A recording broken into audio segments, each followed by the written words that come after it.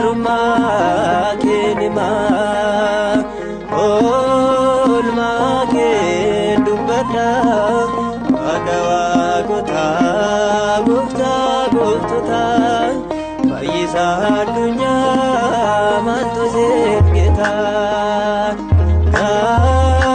Garummaa keenimaa oolmaa kee dubbadha waaqa waaqotaa gooftaa gooftotaa fayyisaa addunyaa maaltu siif geeta.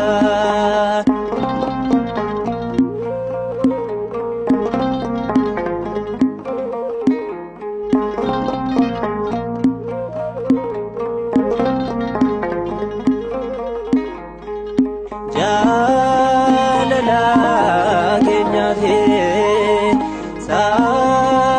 samiirraa gad buute wanta nu jaallattuuf dhufte nuuf duute oolmaa nurraa qabda kan hin dagaatamne dhiiga kee lola'een nutu kabajamne.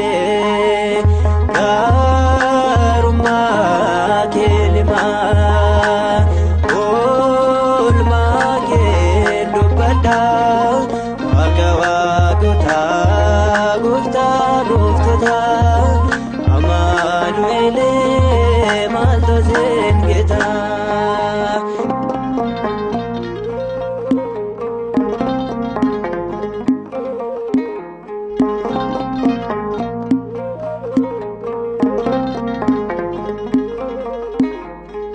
Tiksee kooti ati bakkan jiru ndaatte anis mucaa kee ati sabbaa kootee qorumsiyee baay'atus seera addanaa hin baasu waan taatee na beektuuf si waammachuu inni sun.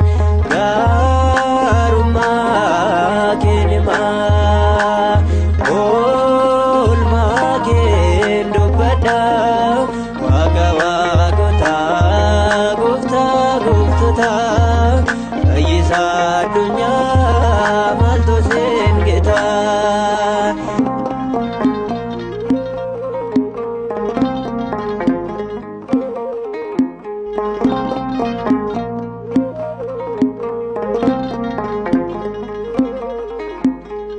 Manni kee boqonnaaf lafarraa galfiiti abbaa koo na eegee na gargaari dafitee ofii keetti duutee yoo ana oolchitee siin galateeffadha.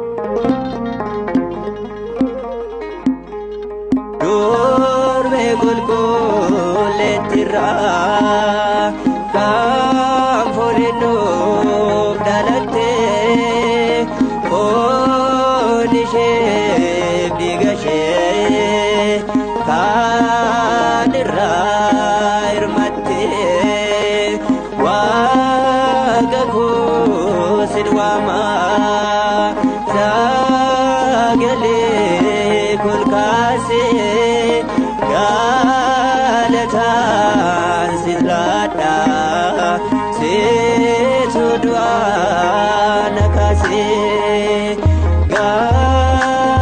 gaarummaa kee himaa oolmaa kee dubbadha Waaqa waaqotaa gooftaa gooftotaa Amaanu'eel maaltu siin geetaa